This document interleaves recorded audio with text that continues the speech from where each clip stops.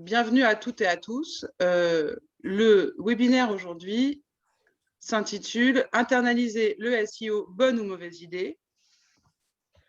À quel moment faut-il sauter le pas? De quelle manière et avec quel type de profil? Donc aujourd'hui, pour en discuter, nous avons la chance d'avoir trois invités de haut vol. Tout d'abord, si tout le monde est là, je vous propose de les laisser se présenter. Agnès Mendy, directrice acquisition Europe de Pierre et Vacances. Est-ce que tu es là, Agnès?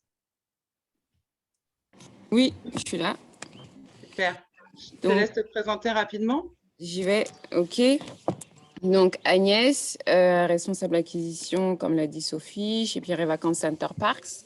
Donc je suis en charge des marques Pierre et Vacances Center Parks, Sun Parks et Village Nature, qui est une joint venture avec Disney pour nos différents marchés européens. J'ai un background agence, donc j'ai travaillé chez Performix, et j'en connais certains.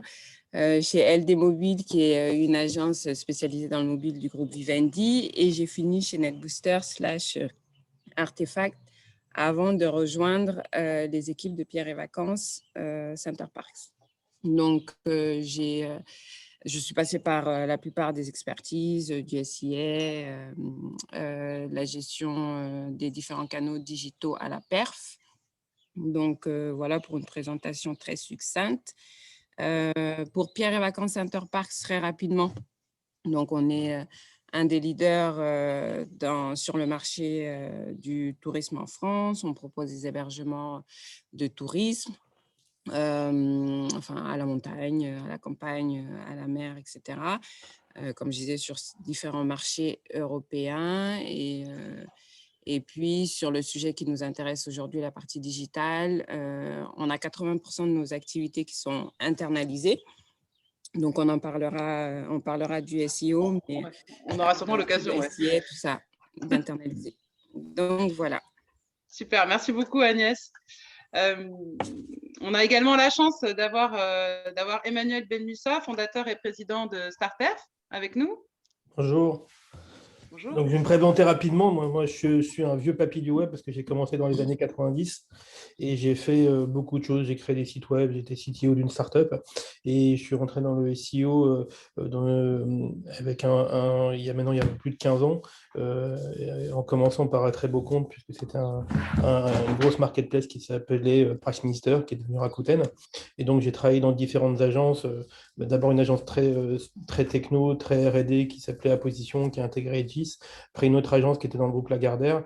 Et après, chez Performix, où j'étais directeur délégué.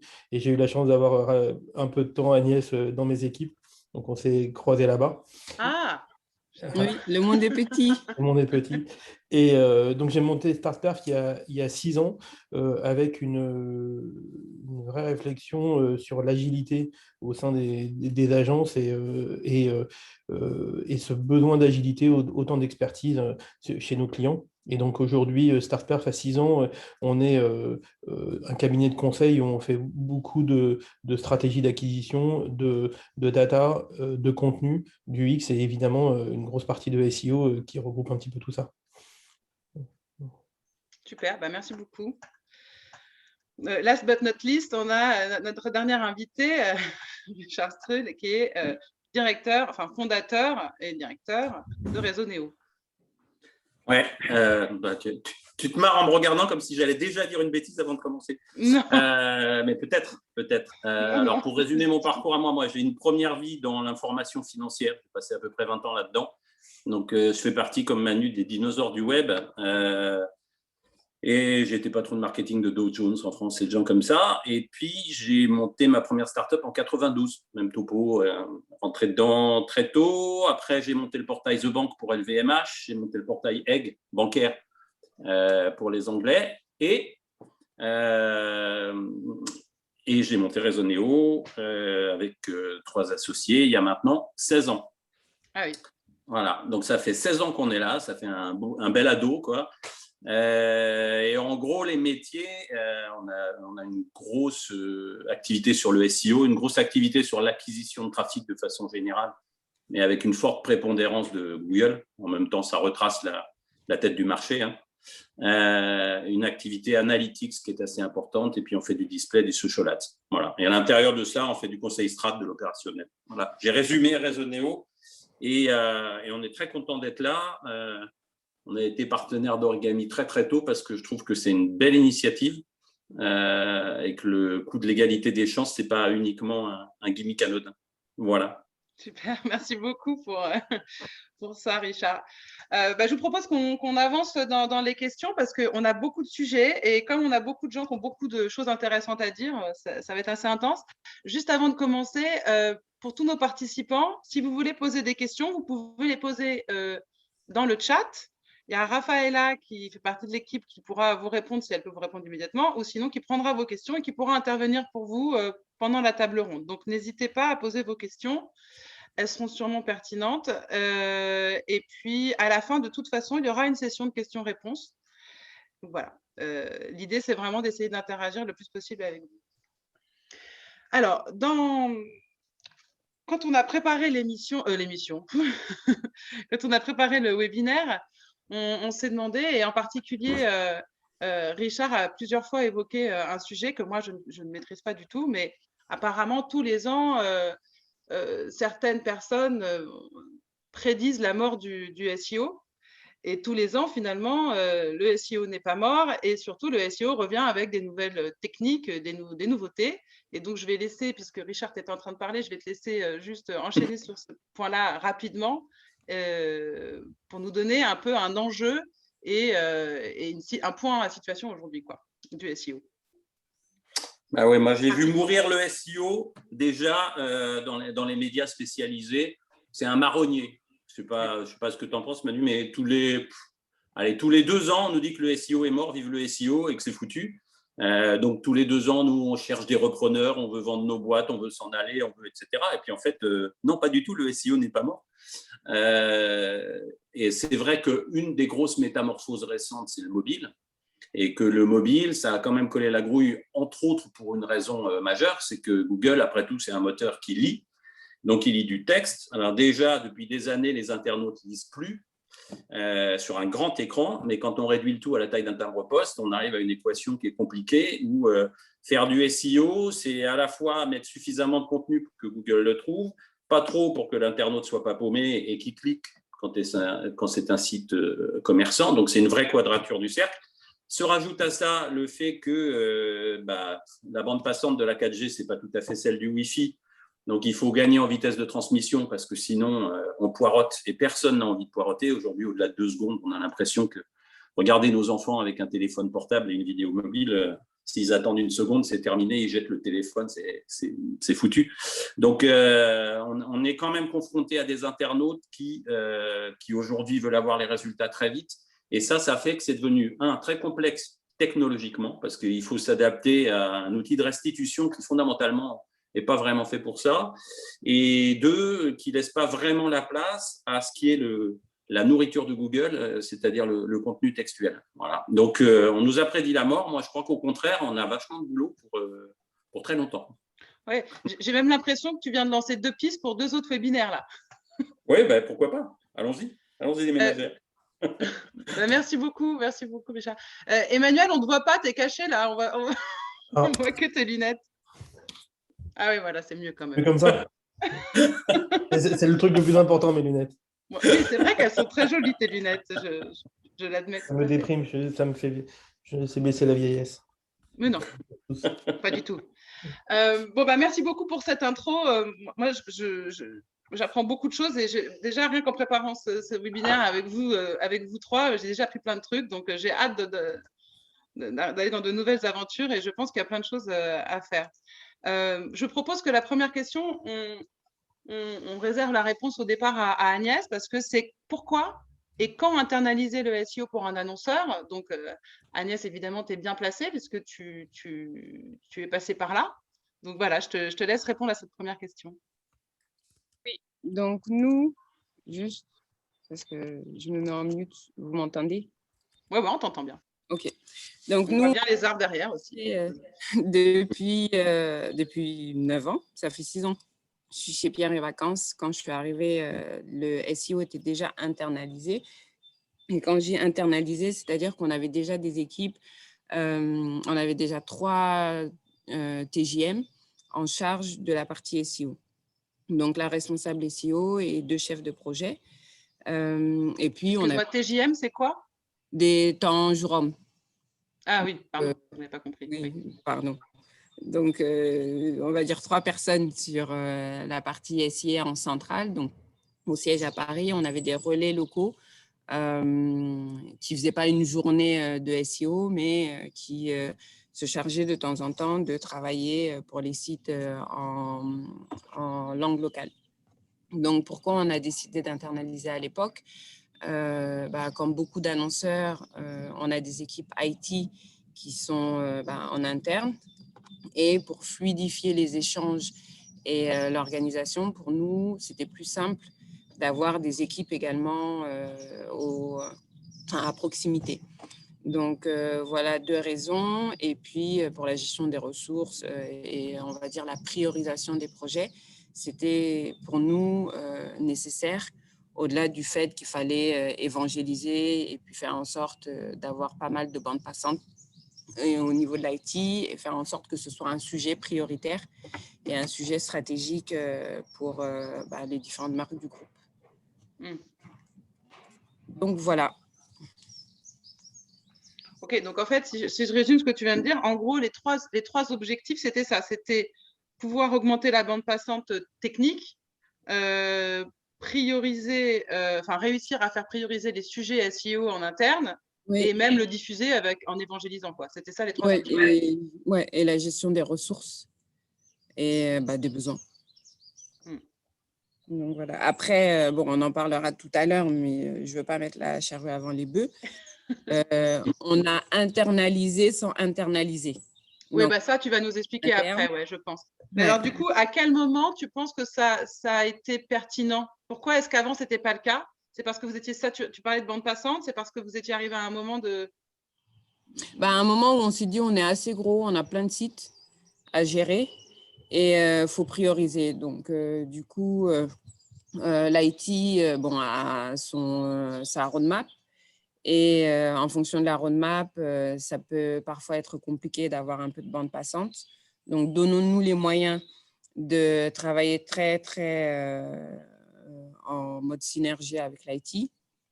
Et le plus simple était d'avoir des gens qui étaient assis à côté et pas forcément des personnes qui étaient en agence. Donc, à ce moment-là, on s'est dit, on se jette à l'eau.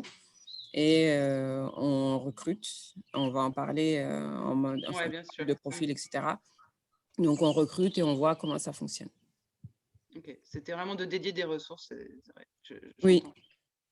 Super. Du coup, je te donne la parole, Emmanuel, parce que toi, typiquement, tu travailles souvent avec des annonceurs dans ce cadre-là. Je te laisse parler de ce que tu… Tout à fait. En fait, c'est vrai qu'on me pose souvent la question, est-ce que je dois recruter en interne? Est-ce que je dois prendre une agence? Évidemment, ça va dépendre du secteur, de la taille de la problématique. On n'a pas la même problématique et pas les mêmes budgets et pas les mêmes moyens quand je suis en start-up ou quand je suis dans un grand groupe.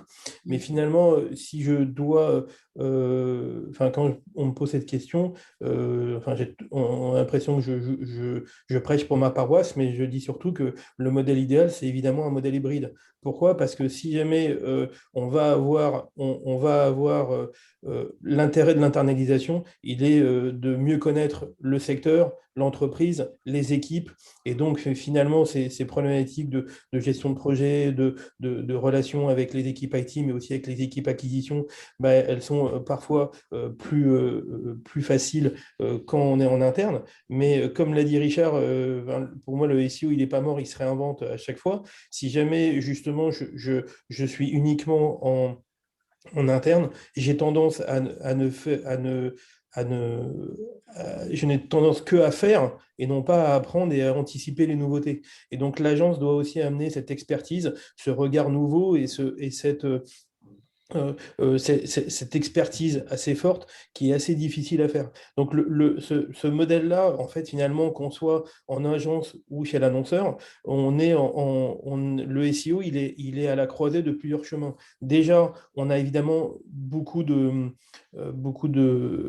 skills quand on parle de SEO, on en parlera parce qu'on va parler Ouais, on technique, en on va parler parlera juste contenu, après ça. mais finalement, on est aussi intégré en général dans une structure à plusieurs postes. Parce qu'en effet, on va travailler avec une équipe acquisition pour parler des synergies entre le SEO et le SIA, de parler de contenu, donc peut-être une équipe rédaction en fonction des postes, mais aussi avec une équipe technique parce qu'on va parler à des devs. Et donc, même si jamais je suis en interne, on se posera la question de quel doit être le poste, quel doit être le manager du SEO, et quand je suis en prestataire, qui doit être mon contact? Est-ce que c'est finalement un expert SEO ou un chef de projet SEO en interne qui a pour objectif de diffuser, de réfléchir avec nous aux problématiques, et lui, connaissant très bien le groupe, va pouvoir diffuser les recommandations et suivre la mise en place.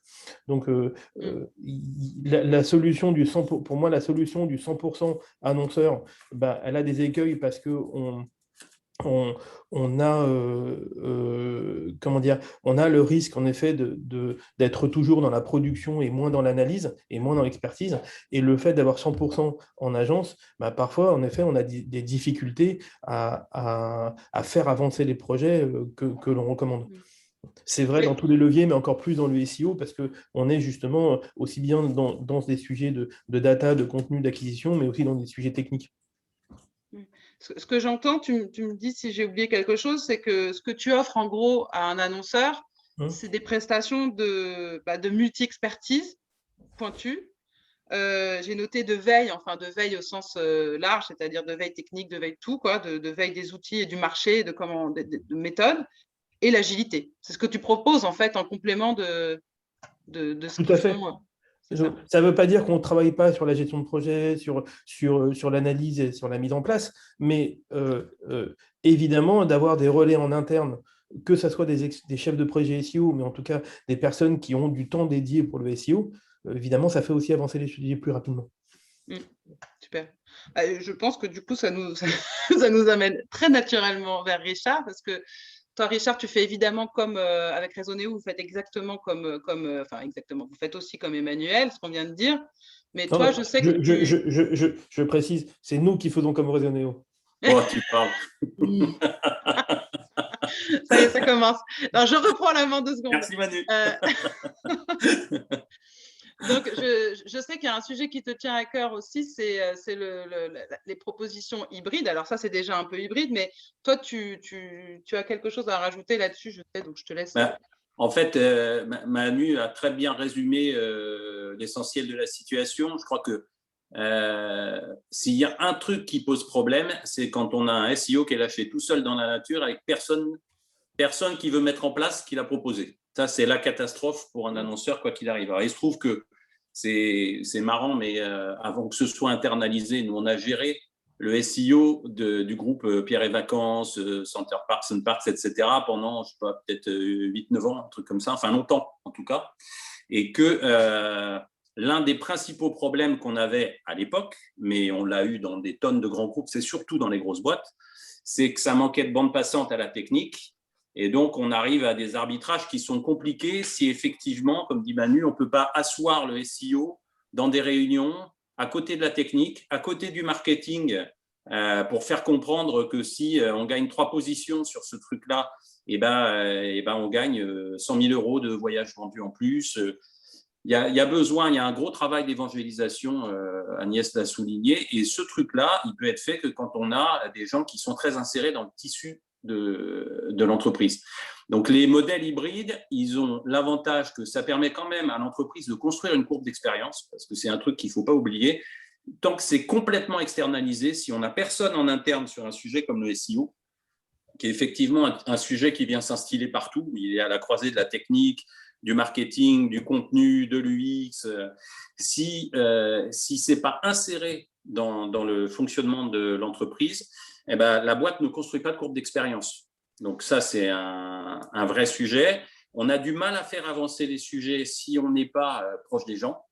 Et en revanche, nous, quand il y a un gros changement d'algorithme, il y a les 35 totaux à la boîte là, qui sont tous branchés sur leur site perso, sur tout ce qu'on veut, qui regardent passer l'algorithme en se disant, tiens, est-ce que ça a changé des choses chez toi? Est-ce que c'était pareil chez tel concurrent? Est-ce que c'était pareil ici? Est-ce que c'était pareil là? Quand on est en interne, on est très focusé sur sa propre expérience et sa propre dynamique. Et même si le SEO, par nature, est un boulot de networker, les SEO, c'est une espèce de microcosme. Comme la CIA, ils se connaissent tous. Il y a la CIA, le MI6 et les SEO. Sur la place de Paris, ils sont tous plus ou moins maqués avec des gens qui s'aiment bien, des gens qui s'aiment moins, qui se connaissent mieux. Hashtag complot, arrête ça. Oui, c'est très complotisme, bien sûr. En tout cas, ils partagent beaucoup. Moi, je suis branché sur la liste de veille de Raisonnéo, même si je ne suis pas opérationnel là-dessus. Je vois passer des tonnes de trucs beaucoup plus que dans les autres métiers du digital. Parce que c'est un métier de chercheur. Il ne faut pas oublier que quand Google change quelque chose dans l'achat, dans le référencement payant, c'est déclaratif. Google dit, à partir de demain, tout ça est automatisé, vous faites du smart machin, et tout le monde fait du smart machin, mais avec une liste des courses qui est relativement claire et qui est déclarative. Le SEO, il faut faire Sherlock Holmes tout le temps, puisque l'algorithme, il n'est pas déclaratif. On entend qu'ils ont changé un truc, et hop, tout le monde se précipite et a envie de se précipiter pour chercher et voir comment ça se passe. Donc, cette espèce de cross-fertilisation des gens entre eux qui ont tous une approche différente du SEO, pour mémoire et pour l'anecdote, parce que c'est drôle, le premier référenceur qu'on avait embauché chez Raisonnéo, et qui d'ailleurs a travaillé sur Pierre et Vacances, c'était un graphiste de manga. Il n'était pas référenceur, parce qu'à l'époque, il n'y avait pas de formation à ce truc-là. Donc, il faut des gens qui soient curieux, qui aient envie. Ah, tu es en train d'anticiper sur la dernière partie. Non, qui soient curieux, qui aient envie. Et une fois qu'on a ça, il faut se souvenir qu'il faut chercher et il faut échanger pour arriver à avoir une vision à peu près claire du sujet. Et d'ailleurs, tout le monde se branche sur les Matt Cutts et autres intervenants Google pour essayer de tirer un peu d'infos. Donc, les modèles hybrides, ils ont cet intérêt d'une part d'avoir une bande passante qui est un peu extensible, parce que comme Google n'annonce pas à l'avance quand il change le paradigme, quelquefois, c'est un peu compliqué de suivre. D'autre part, quand il y a des grands changements de paradigme, comme le passage vers le mobile, à moins d'avoir les moyens d'avoir des SEO très market et d'avoir des SEO très techniques, c'est parfois compliqué d'avoir le mouton à 5 pattes qui sait tout faire et parler de tout. Voilà. Et on n'a pas forcément les moyens d'embaucher 3 TJM, comme a dit Agnès. Tous les groupes n'ont pas, ou toutes les sociétés n'ont pas les moyens de faire ça. Donc, le modèle hybride, il a cet avantage de pouvoir à la fois avoir un peu d'agilité face aux changements techniques. Et quand on regarde ce qui se passe avec le mobile, là, par exemple, mais ça va bouger aussi. Il y a un sujet dont on ne parle pas beaucoup, mais qui va nous tomber sur la tronche, je pense, assez prochainement, c'est toute l'automotive. Parce que moins on sera obligé de tenir un volant dans une voiture, et plus on va poser de questions au moteur. Et donc, toutes ces histoires de position zéro, de search vocal, qui jusque-là sont un peu anecdotiques, ça va se réveiller très fort quand on va pouvoir causer avec nos voitures, je pense. Beaucoup plus qu'avec un nouveau webinaire, là. Ouais, si tu veux. Beaucoup plus qu'avec les bornes. Donc, à chaque fois que la trajectoire change comme ça très vite, il faut pouvoir apprendre très vite ou changer l'intervenant. Ce n'est pas très facile quand il est purement en interne. Donc, c'est plus facile d'avoir un modèle hybride. Voilà. Et comme disait Manu, forcément, on prêche pour nos paroisses quand on dit ça, mais au-delà de la réflexion commerciale qu'on peut avoir, nous, en tant qu'agence, il y a un vrai intérêt au modèle. On l'a vu dans avec pas mal d'annonceurs. Je te remercie, Richard. Je propose qu'on demande justement à Agnès de faire un peu, si on fait la synthèse de ce que vous venez de dire. Alors, Richard, juste pour être sûr, quand tu parles de hybride, tu parles de régie ou il y a un autre mot que tu… Pas forcément. Un modèle hybride, ça peut être de la régie, parce qu'effectivement, nous, on a constaté chez certains annonceurs qu'il fallait que le SEO il soit pote avec les développeurs, parce que sinon, on ne l'écoutait pas. Quand tu parles d'évangélisation, c'est ça, quoi. C'est sur le modèle de la régie. Non, d'accord. Bon, moi, j'ai retenu en tout cas que vous étiez en face tous les deux, Emmanuel et Richard, c'est-à-dire en effet la volonté, l'agilité. Vous proposez en fait de la flexibilité s'il y a plus d'activités, ou même en règle générale une expertise, vous êtes en phase là-dessus, une multi-expertise. Et puis, comme le disait Agnès en début, en fait, juste d'avoir quelqu'un qui est assis à côté, quoi, et qui fait ça. Et oui, ça, je vais ajouter un truc parce que j'ai oublié et je pense que c'est important. Ouais. Ce qui est certain, c'est que le modèle où tout est à l'extérieur et aucun interlocuteur en interne ne comprend le SEO et ne peut faire avancer le SEO n'est pas un modèle gagnant. Donc, de toute façon, il y a un moment où il faut internaliser un profil qui est au moins une compétence en tant qu'interlocuteur, même s'il n'est pas opérationnel, parce que ça va tellement vite, la techno évolue tellement vite, le savoir-faire évolue tellement vite, que si on veut grandir, tous, il faut faire grandir nos clients avec nous. C'est d'ailleurs pour ça qu'on fait de la formation, nous aussi. Enfin, vous connaissez bien le sujet. Il faut qu'on puisse faire grandir nos clients avec nous parce que ça va trop vite pour qu'on puisse rester assis en panne. Parfait. Agnès, est-ce que tu veux dire un mot sur cette partie-là avant qu'on passe à la suivante? Oui. Donc, du coup, je suis tout à fait en phase avec Emmanuel et Richard. Donc, sur la partie flexibilité et modèle hybride. Donc, on a travaillé avec Resoneo, travaillé avec du Labellium, du Full Six, on a travaillé avec du Clustar, avec plein de gens. Donc, on est hyper ouvert aux tests, à l'échange, etc. Parce que comme le disaient bien ces messieurs, c'est un métier qui évolue tout le temps, des supports qui évoluent tout le temps. Donc, il faut toujours rester ouvert et à l'écoute. Ouvert et à l'écoute. Ça vous permet en sorte de se challenger parce que comme disait Richard ou Emmanuel, quand on est dans nos petites bulles, on a tendance à se focaliser sur nos sujets. Et c'est vrai que parfois, il faut sortir les doigts du nez et aller voir ailleurs, même si c'est un autre secteur d'activité. Et la valeur ajoutée des agences est vraiment ce fait, hey, j'ai un nouveau truc, est-ce que tu l'as testé? Est-ce que, bon, ce n'est pas ton secteur d'activité, mais ça peut quand même être pertinent, etc. etc. Donc, c'est important en tout cas d'échanger avec elle. Et dernière chose, sur le modèle hybride, nous, on a toujours souhaité qu'il y ait quelqu'un en interne, donc quelqu'un en régie, parce qu'on partait du principe que c'était une extension de l'équipe. Ça peut paraître, juste être une belle phrase, mais c'est vrai que quand la personne est là 2 fois par semaine, elle voit les autres, elle échange avec les autres, elle comprend le fonctionnement, etc. etc. Donc, c'était vraiment important. Enfin, c'est toujours important pour nous d'avoir quelqu'un sur site. Oui, c'est ça. J'entends l'intérêt et le côté influence pour aller vers l'annonceur et le côté je me nourris de l'expertise. Oui. Donc, c'est un donnant-donnant assez vertueux, quoi. Oui. Super. Tout à fait. Bon, très bien. Merci beaucoup. Est-ce que quelqu'un veut rajouter quelque chose ou on est bien là, sur ce sujet-là? On est pas mal. On est pas mal. Le sujet suivant, c'est un peu plus… c'est sur les écueils de l'internalisation, c'est dur à dire, du SEO. Quels sont les pièges à éviter? Je propose, Richard, que tu parles de la place donnée dans l'organisation, puisqu'on a évoqué ensemble plusieurs fois, et aux pièges qu'il faut éviter. Donc. Yes. Alors, les pièges que nous, on a rencontrés dans des cas concrets chez des annonceurs. Ouais. Piège numéro 1, coller le SEO à la direction technique. Voilà, parce que coller le SEO à la direction technique, c'est la meilleure façon d'être sûr que si les marketeurs, si les gens du yield, comme dans un groupe comme PV, etc., ont besoin de modifier les choses, il aura assez peu d'influence pour obtenir ce qu'il souhaite et il ne sera pas forcément en prise avec le marketing.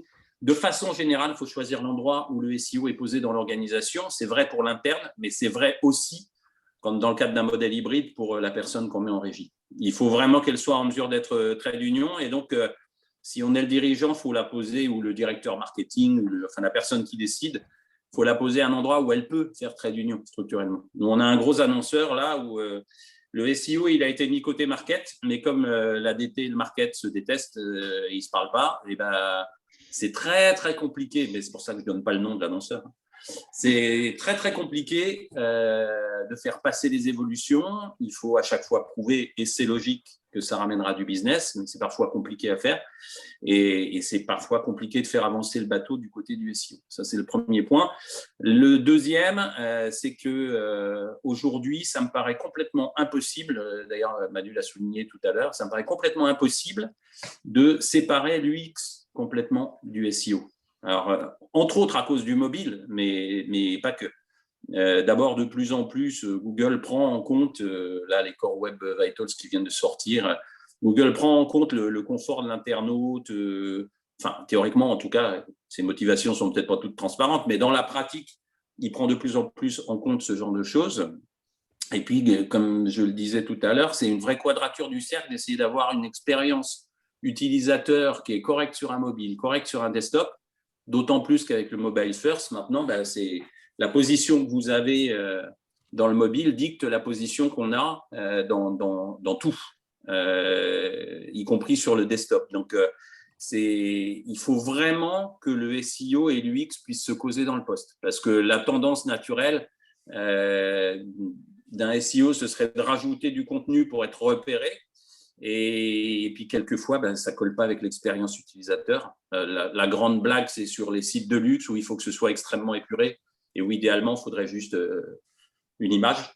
Mais si on a juste une image, ce n'est pas très consommable par Google. Donc, il faut trouver des moyens de tourner autour. Je prends ça comme exemple parce que c'est particulièrement parlant. Donc, voilà, ça aussi, c'est une erreur à ne pas faire. Et puis, mais je dirais que, alors ça, c'est mon constat personnel sur les philosophies de boîte. On dit toujours qu'un consultant, c'est un type à qui vous donnez votre montre et vous, il vous donne l'heure. C'est un peu péjoratif, c'est pas gentil, mais pour avoir fait beaucoup de consulting, il y a des boîtes où ce qui vient de l'extérieur a plus de valeur que ce qui vient de l'intérieur, parce que la politique interne fait que c'est compliqué et que si je dis quelque chose et que je suis juste moi, on ne le prendra pas. Si je fais intervenir un prestataire extérieur qui va le conseiller, ça aura plus de valeur à condition que le prestataire ait pignon sur rue, une marque qui soit reconnue. Donc, il faut se poser la question au moment de la mise en place de modèles hybrides comme ça, de savoir si ce qui aura le plus de valeur, c'est ce qui vient de l'interne ou ce qui vient de l'externe. Je pense que c'est un point important parce que sinon, on peut se retrouver dans des situations un peu complexes, un peu bloquantes. Ça peut aider de réfléchir comme ça, par exemple. Voilà, c'est les trois premiers qui me viennent. C'est bien. Moi, j'ai noté pas mal de choses. Alors, bon, l'écueil de l'endroit dans l'organisation entre direction technique, direction produit, direction de l'UX, il faut s'adapter. Et puis, cette question, je trouve hyper intéressante de la neutralité de l'expertise versus l'influence en interne. Donc, ça, c'est assez intéressant. Et puis après, il y a une erreur à ne pas faire, mais elle n'est pas tellement liée au modèle hybride ou pas hybride. On a déjà vu chez des annonceurs, pas ceux qui nous écoutent là, eux non, mais chez des autres.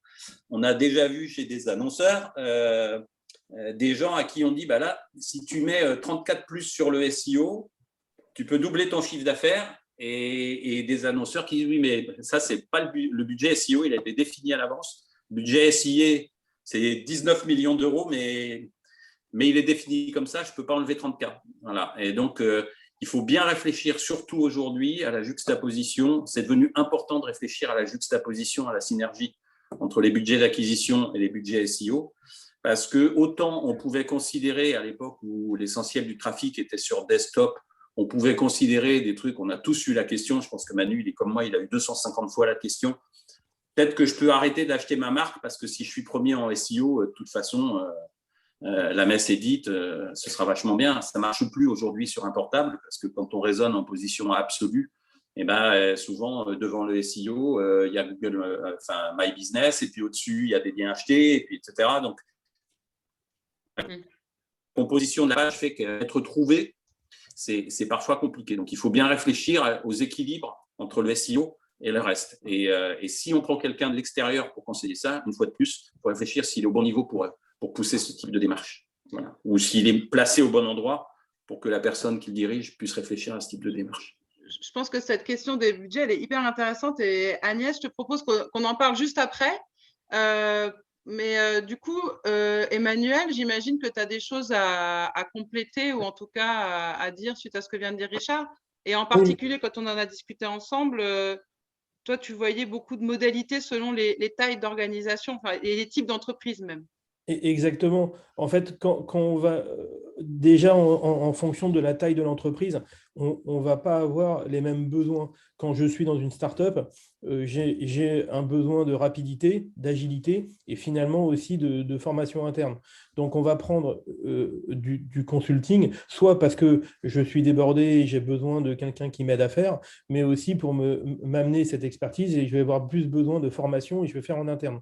J'ai déjà eu le cas où j'ai fait on a fait une recommandation pour une startup et je lui dis, ben, dans un grand groupe, la même recommandation, on a mis 1 an à la faire. Ben, il dit, nous, on va la faire en 2 mois parce qu'on n'a pas le choix. Et ils l'ont fait en 2 mois. Et donc, il y a cette urgence dans la startup qui fait qu'ils veulent avancer plus vite, mais aussi parfois moins bien. Quand on est dans des grands groupes, en effet, les enjeux sont souvent plus important, on a souvent plus de moyens, mais finalement aussi avec une inertie qui est logique et qui est liée aussi à la taille de l'entreprise. Et donc, dans un grand groupe, on a aussi cette logique d'organisation, mais aussi de prouver que ce qu'on fait est, rentable ou efficient. Richard, tu parlais du fait qu'à chaque fois, justement, on a le fait que la parole de l'expert externe est mieux ressentie et mieux appréciée et mieux jugée que l'interne, parce qu'en effet, je suis totalement d'accord avec ça, parce que souvent, on a eu le cas où finalement, l'expert en interne va être soupçonné, entre guillemets, de Pousser pour sa pousser, paroisse, quoi. ouais, de pousser pour ses intérêts. Et moi, ça m'est arrivé, j'étais assez gêné d'avoir une restitution d'un audit avec un expert SEO et le DG qui me dit bon, c'est bon, ils n'ont pas trop fait de conneries, alors que justement, ils étaient plutôt hyper experts. Et ça m'avait assez choqué. Mais dans le grand groupe, finalement, en effet, la difficulté aussi, c'est que souvent, en effet, on va avoir des gros budgets payants et comment je pilote le SEO. Est-ce que justement, en tant que décideur, est-ce que je suis content quand je vois mon chiffre d'affaires et mon trafic augmenter? Évidemment, oui, mais aussi, je vais avoir cette question assez fréquente que tu as dû aussi avoir, Richard. C'est si jamais je fais cette action, combien de visites ça m'amène en plus? Si tu ne la fais pas, c'est plutôt du trafic en main ou de la régression. Et donc, de prouver au quotidien que finalement, ce qu'on fait, c'est pas seulement des petites choses, mais une roadmap globale où on amène une stratégie, où on prend en compte les importances du SEO, les enjeux internes, la saisonnalité et la compréhension du marché. Pour justement avoir une roadmap et pas seulement tiens, une reco, faites ce que je vous dis et vous serez bien en SEO. Je pense qu'en effet, c'est l'intérêt d'un externe, d'une agence externe. Et justement, souvent, nous, on essaye, et c'est aussi pour ça que je suis sorti de ces grosses boîtes-là, parce qu'on essaye d'être dans une logique de partenariat. Les clients avec qui ça marche avec nous, c'est parce que justement, ils ont compris qu'on n'est pas là pour faire de la marge à tout prix, on est d'abord là pour travailler sur le long terme, pour travailler sur des logiques de partenariat, et nous, on est content quand on a des clients qui nous suivent depuis plusieurs années. Je pense que Richard, tu as le même sujet. Et donc, c'est-à-dire, on fait une reco et take the money and run, ça ne fonctionne pas, et ce n'est pas l'objectif. Donc, au début, en effet, on va avoir souvent des soupçons, des compréhensions de « Ok, mais qu'est-ce que vous faites de mieux que vos petits camarades ?» Nous, en fait, ce qu'on propose, on le fait vraiment. Et puis surtout, vous allez le voir, et quand on me demande aussi est-ce que vous faites des modèles à la performance? J'ai dit, si vous voulez, mais en fait, moi, mon modèle à la performance, c'est de bosser avec vous plusieurs années. Donc finalement, et comme on va bosser ensemble plusieurs années, que si vous êtes content et que si on est dans cette vraie logique de partenaire. Donc, on a vu, on n'a pas du tout les mêmes logiques aussi, évidemment, en fonction du type d'activité. Et je te rejoins, Richard, souvent, en effet, je suis cantonné à ne parler que à une direction technique, je suis cantonné à parler que à une direction acquisition, mais à chaque fois de prouver, prouver que ce qu'on fait, ça a un vrai intérêt, qu'on n'est pas là pour... on n'a pas des... moi, autant je ne sais pas dire, si tu fais ce truc-là, ça va t'amener X milliers de visites et X milliers de ventes. Par contre, je sais dire, voilà pourquoi je te propose cette solution, parce qu'elle correspond à ton problème à toi. Voilà quelques indicateurs et quelques datas et quelques raisons de le faire. Et en général, on rentre même dans une logique d'échange en disant, voilà l'objectif, voilà les 2-3 moyens qu'on a pour y arriver. La solution 1, c'est la meilleure pour le SEO, mais pour toi, c'est hyper compliqué à faire parce que ça demande à changer toute une infrastructure, par exemple. La solution 2, elle est la plus facile pour toi, mais ça serait le plus dangereux en SEO. Et la solution 3, c'est la meilleure pour toi et nous, elle nous convient, elle répond à 90% de l'objectif. Donc, avoir ce genre d'échange au quotidien. Et le quatrième point, en effet, c'est cette formation dont tu parlais. En effet, plus facilement, on va avoir ces échanges très constructifs avec les clients. Et moi, ma plus belle reco que j'ai fait un jour, c'est parce que quelqu'un était formé et quelqu'un, justement, est venu me voir en disant les 3 solutions, qu'est-ce que tu en penses? Et ma reco, c'est ouais. Parce qu'il avait trouvé la solution tout seul, et ouais, je te confirme que c'est bon. Et en effet, c'est pas juste parce que c'est ouais, c'est parce que ça fait 1 an qu'on bossait ensemble, qu'il a compris les enjeux et que tout seul a trouvé la solution. Il avait juste besoin d'une validation. Ouais, c'est exactement ça, c'est bon, tu peux y aller. Okay. Du coup, Agnès, j'allais te demander de rebondir. Ça fait beaucoup de choses. Mais toi, ce qui est intéressant, c'est justement le choix qui a été fait chez Pierre et Vacances. Donc, si tu peux nous dire rapidement, parce que si on veut parler du troisième sujet… Oui, effectivement, je vais être très, très rapide. Donc, je me suis noté plusieurs points. Le SEO, contrairement à tout ce que les gens disent, c'est pas gratuit. Hein. Donc, faut payer les gens, faut payer les conseils. Donc, non, c'est pas gratuit. Tu fais bien de le dire. En soi, faut se sortir ça de la tête. Donc, et se dire que on investit et l'investissement, en général, quand c'est bien fait, ça rapporte. Et du coup, la gestion des budgets chez nous, en termes d'organisation, les équipes acquisition font partie des équipes sales. Du coup, on est censé être des vendeurs au même titre que les équipes commerciales, les équipes commerciales indirectes qu'on appelle chez nous, et au même titre que l'UX, le produit, etc. On a juste pris le parti d'avoir les équipes SEO au niveau de l'équipe acquisition. C'est vrai qu'on peut se demander si ce n'est pas plus logique qu'elle soit au niveau de l'équipe UX et produit. Mais en termes de gouvernance, c'est vrai que ça peut engendrer des limites et chez nous, c'est le cas. Donc, il faut optimiser la partie gouvernance pour faire en sorte, comme le disait Manu, de ne pas avoir cette inertie où chacun essaye de tirer la couverture de son côté et chacun ayant des objectifs propres. Parfois, c'est un peu antinomique, mais en soi, c'est essayer d'optimiser et de faire en sorte d'expliquer la valeur ajoutée des évolutions qu'on demande. Donc, pour la partie budget, on a une ligne budgétaire acquisition globale et du coup, on peut s'amuser avec les différents budgets et shifter d'un canal à l'autre, puisque tout est chez nous en gros. Donc, ça, c'est hyper pratique. Si au niveau de la partie SEO, je pense qu'on a un budget relativement confortable et qu'on doit mettre un peu plus au pot, on le fera parce qu'en termes de retour sur investissement, quelque chose qui est hyper important chez nous, donc le retour sur investissement global, on va le faire parce que sur le SIA, le retour sur investissement, je dis n'importe quoi, est peut-être de 50 quand il est de 200 entre guillemets. Encore, on prend en compte les investissements au niveau du temps homme, des outils, etc. Mais il reste hyper positif sur la partie SEO, donc on le fait. Et puis… Oui, parce que pour ton activité et par rapport à toi qui as les 2 budgets, tu vois vraiment les choses. Peut-être que selon les organisations, ce n'est pas aussi flagrant. Oui, selon les organisations, ça peut être un peu compliqué, mais c'est vrai que faut, comme je disais, évangéliser. Et puis, nous, on est très, très chiffres, donc on parlera des profils, mais… Ouais, mais je pense qu'on va si tu as fini sur ce point, parce qu'il y a une question qui va un peu se rapprocher de ça, mais je propose qu'on parle des profils et puis après, comme ça, on prendra l'ensemble des questions, si ça vous va. Oui, parce que c'est vachement lié. C'est très lié. Oui. Super, merci beaucoup à tous les 3.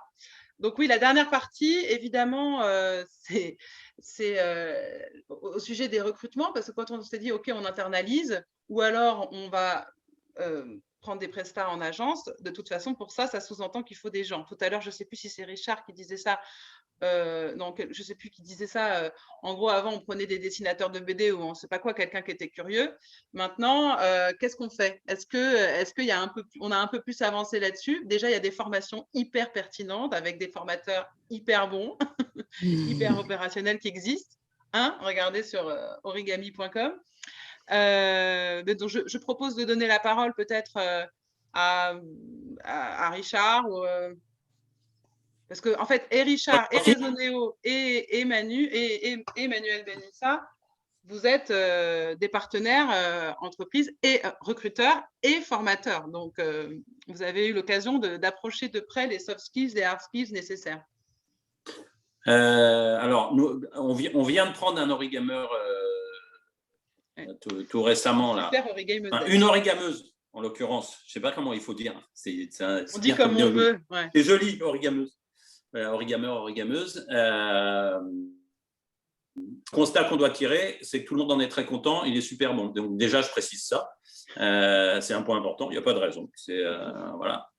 Tu es bien formé, c'est pour ça. C'est ça, c'est ça.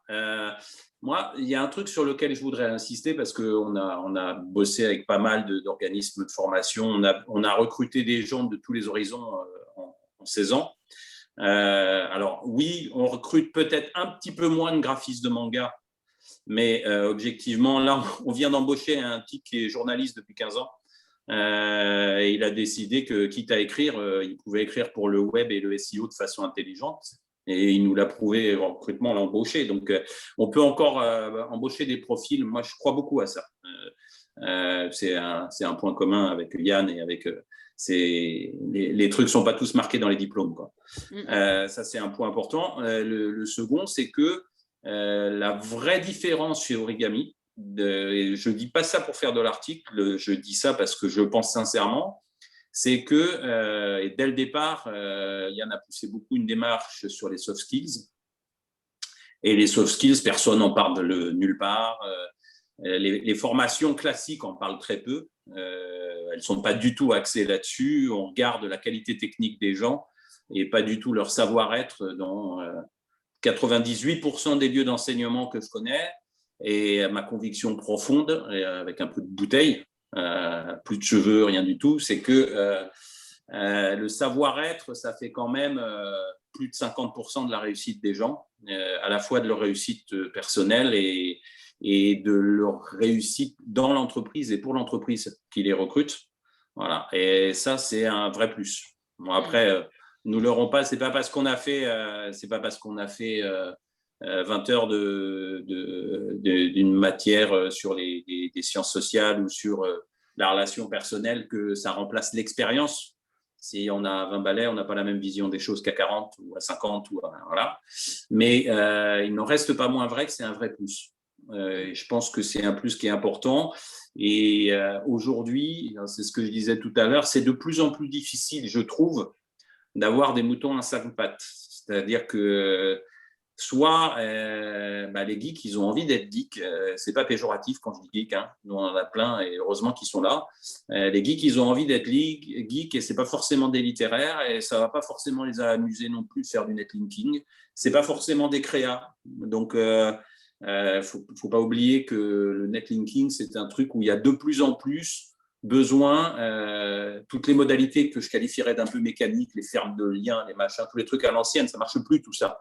Donc, à part l'achat de liens, qui est encore un truc un peu bestial, le reste, faut réfléchir un peu, faut se creuser la tête, faut être un peu créa pour que ça fonctionne. C'est pas forcément le tempérament de quelqu'un qui est ultra logique et qui préfère être du côté de la techno. Donc, il faut vraiment différencier les profils. Ce serait quoi, du coup, les compétences pour bien faire, avoir du recul, comprendre son écosystème? Ce serait quoi les compétences que tu mettrais en avant, du coup, par rapport à ce que tu viens de dire? Ça, déjà, je pense que c'est un truc qu'il faudrait donner à tout le monde, la connaissance de l'écosystème. Je sais que c'est fait à l'entrée chez Origami, mais c'est vraiment une vision qu'il faudrait donner à tout le monde. Et une teinture business, c'est important aussi parce qu'on trouve encore des SEO qui comptent que les positions. Moi, sur fromage, je suis passé de 4e à 1er. Ouais, mais tu sais combien tu as vendu de camembert? Non, mais je suis passé de 4e à 1er. Parce que l'enjeu, c'est de passer de 4e à 1er. On en trouve encore. De moins en moins, mais on en trouve encore. Et c'est pas parce que c'est juste parce que la teinture business n'a pas été partagée. Donc, je pense que ça, c'est un point important qui peut s'acquérir après dans l'entreprise, mais c'est important d'avoir une vision de l'écosystème. Là, ce que j'entends, c'est qu'il y a une articulation un peu métier, hard skills, et puis il y a soft skills. Donc, la technique, c'est quand même important. Tout à l'heure, Manu disait, il faut être expert, multi-expert, connaître son écosystème, etc. Et après, d'un point de vue vraiment soft skills de personnalité, est-ce que, peut-être Manu, tu veux rebondir? Tu dirais quoi, toi? Qu'est-ce qui, en termes de soft skills vraiment purs? Par exemple, on avait discuté de l'adaptabilité, par exemple. On a perdu Manu. Il n'a plus son micro. C'est pour ça. Tu n'as plus ton micro. Ça marche mieux là. Oui. Ok. Chez Origami, c'est vrai qu'on a eu la chance de s'occuper en partie de la première promotion et on a vu beaucoup de monde. On en a recruté 2 et on aurait pu en recruter plus si on avait eu la bande passante pour. Mais c'est vrai qu'on a été très agréablement surpris de la qualité de la promo. Et finalement, en effet, il y en a certains qui avaient plus un tissu technique, plus contenu, même plus marketing de façon globale. Mais nous, ce qu'on a vu, c'est justement la curiosité et l'adaptabilité. Pourquoi ça? Parce que finalement, on a eu du mal à choisir, hein. C'est vrai qu'on a vu beaucoup de monde et on aurait aimé même en recruter plus, même on reste une petite structure. Mais pourquoi l'adaptabilité et la curiosité?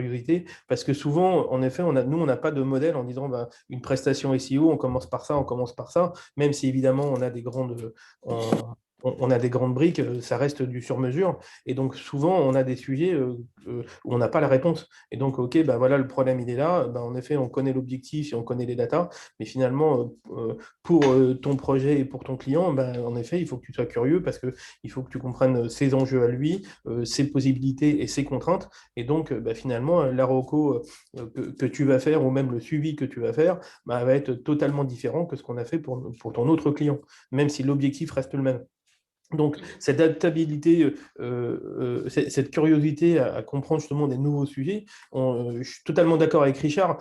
Je ne demanderai pas à un geek de rédiger, je ne demanderai pas à un rédacteur d'aller faire du dev, mais par contre de comprendre justement l'impact marketing, l'enjeu de ce qu'on fait, et pas seulement de la position, mais OK, ton client, il vend des téléphones, ou alors il vend des voyages, ou il vend autre chose, quel est l'enjeu de ta recommandation pour le global et qu'est-ce que tu lui amènes, ça fait partie de la curiosité. L'adaptabilité, en effet, souvent on parlait de régie, je connais tellement ça que j'ai commencé par ça, et pour mon premier client, j'étais tellement en régie que lorsqu'on a déménagé, je me suis retrouvé avec des cartes de visite à mon nom alors que j'étais consultant. Ça fait rire et ça fait rire le patron. Donc, je suis totalement d'accord, le fait d'être derrière l'écran et l'adaptabilité, c'est aussi justement s'adapter à l'organisation qui existante et de comprendre où on va, mais aussi s'adapter aux nouveaux sujets. De se dire, finalement, il y a un truc qu'on n'a jamais vu, OK, il y a des nouveaux formats, une nouvelle idée, ou alors une nouvelle techno qu'on ne connaît pas, et justement, au lieu de dire, ouais, on connaît hyper bien, non, je connais pas ce CMS, je ne connais pas cette technique, je ne connais pas ces datas, mais je vais creuser le sujet, et puis on va... Ce que j'entends, c'est ne pas avoir peur déjà, c'est se lancer. Ça fait quoi à ta veille de tout à l'heure? Mais ça veut dire aussi que finalement, si on n'est pas hyper technique, mais qu'on a une appétence, évidemment, mais si on n'est pas hyper technique, mais qu'on est très curieux et qu'on s'adapte, en fait, ça suffit. Tu l'apprends après en le faisant. Vous, en agence, vous avez la compétence pour transmettre et faire grandir ces compétences techniques, quoi. Ça suffit. Pardon, vas-y. Vas-y, Mine. Ça suffit sur certains points, mais ça veut dire que finalement, quelqu'un qui n'a pas de compétence, d'appétence technique, je ne lui demanderai pas de développer. Par contre, de comprendre à quoi ça sert, de Oui. comprendre justement la structure et même à la limite de se faire aider par quelqu'un de plus technique s'il a besoin de sujets sur du JavaScript où ça devient un peu compliqué, etc. Donc, d'avoir au moins cette adaptabilité, et même si je ne sais pas faire, je sais comment ça fonctionne et je sais de me faire aider. Ok, super, merci beaucoup. Juste, excuse-moi Richard, mais il y a des gens qui vont T'en nous prie. quitter, je pense. Je voudrais juste que Agnès puisse conclure. Après on continuera la discussion pour ceux qui peuvent rester, mais au moins, Agnès, que tu donnes un peu ta vision de ces soft skills et de ces recrutements côté annonceur. Ouais, par rapport à ce que disaient ces messieurs, il y a aussi le poste. Donc, en fonction du poste, il faut savoir si on a besoin de quelqu'un d'hyper tech ou de quelqu'un qui ait les soft skills dont ils ont parlé sur de la gestion de projet, quelqu'un qui sera plus chef d'orchestre des différents sujets plutôt que sur de la production. Et quand je dis Côté annonceur, c'est plus chef de projet. Côté annonceur, ça dépend, mais comme on n'est pas 100%, enfin, ça dépend du sujet. Mais par exemple, nous, au niveau des équipes, on a des équipes très expertes. On a des équipes, enfin, le responsable SEO est hyper expert et très généraliste, entre guillemets, parce qu'il peut être sur la technique, il peut être sur du contenu, il peut être sur pas mal de sujets. Et on a plus de spécialistes sur la partie contenu et un autre qui est un peu plus sur la gestion de projet également. Donc, du coup, comme on a pas mal de sujets de vulgarisation, d'organisation, etc., tous les soft skills dont vous avez parlé, flexibilité, c'est hyper important. Quelqu'un qui sache vraiment communiquer parce qu'on a des SEO, parfois quand ils parlent, on se dit hein, qu'est-ce que tu racontes? Donc, faut... Oui, vulgarisation, c'est ça, c'est capacité à communiquer, à transmettre. Et à transmettre et à faire en sorte que les gens adhèrent à ce qu'on dit et non pas qu'ils soient perdus. Et un dernier sujet, parce qu'on parle beaucoup de data aujourd'hui, donc quelqu'un qui adore les chiffres, parce qu'on passe notre temps dans les chiffres. Surtout, comme je disais, nous, on fait partie des équipes sales. Du coup, tout est lié à combien on vend, quelles choses on vend, etc., etc. Donc, pas les positions, parce que les positions ne nous rapportent pas d'argent, entre guillemets, mais du trafic, potentiellement oui, de la conversion, potentiellement oui, etc., etc. Donc, voilà, très rapidement, vu qu'il est midi. Super, mais pour moi, c'est clair. Ouais. Merci beaucoup. Alors, peut-être qu'on va… Raphaëla, est-ce que tu veux poser la… Tu as regardé les questions? Parce que si les gens sont encore là, qu'on réponde à leur… Effectivement, il y avait une question qui était comment auprès de son employeur on fait valoir ce qu'est le SEO. Comment est-ce qu'on… Comment au sein de l'organisation? Exactement, par rapport au paid. Comment on valorise le SEO? Très simple. C'est une question, ça. C'est une bonne question, mais alors… Vas-y Agnès, allez répondre. Vas-y. Je disais, chez nous, c'est très simple. Retour sur investissement. Combien tu investis en temps homme, entre guillemets, estimation, on l'a tous fait en agence, de potentiellement quel est le trafic que je peux générer, le chiffre d'affaires associé, et puis l'annonceur voit très vite le retour sur investissement. En plus, on va dire, on parle de ressources et non pas forcément, où il y a un peu de technique, mais très rapidement, on voit le gain que ça peut générer. Donc, nous, on est très, très, très chiffres. Donc, Richard, tu allais dire quoi, toi, côté agence? En fait, ça rejoint le commentaire que j'allais faire et qu'en fait, Agnès a formulé également. C'est une compétence dont on n'a finalement pas beaucoup parlé là dans l'heure qui vient, mais la data, c'est un truc que nous, on cherche de plus en plus chez nos SEO, mais pas seul. Et je pense que c'est crucial pour deux raisons. C'est crucial pour la raison que vient de souligner Agnès, à savoir comment je présente les chiffres, comment je présente le monde extérieur aux gens qui sont au-dessus et qui décident de mettre du blé ou pas sur le SEO et qui décident d'ouvrir ou de ne pas ouvrir la bande passante côté technique. Ça, c'est vraiment un enjeu crucial. Donc, comment on présente la donnée, comment on peut être pédagogique avec la donnée, mais aussi parce qu'il faut être conscient qu'on est en train de se diriger vers un monde sans cookies. C'est en train d'imploser du côté de la mesure. À 2 ou 3 ans, plus rien ne ressemblera à rien. En tout cas, et inversement. la compétence data, elle devient de plus en plus incontournable. Oui, alors, Parce que jusque-là, on pouvait se fier à 3-4 chiffres, tout le monde avait les mêmes, alors même si on avait tous les mêmes préoccupations de savoir si c'était mesuré, la SCLIC, pas la SCLIC, si c'était… globalement, les schémas de mesure, ça a mis du temps à être compris, mais c'était les mêmes à peu près chez tout le monde.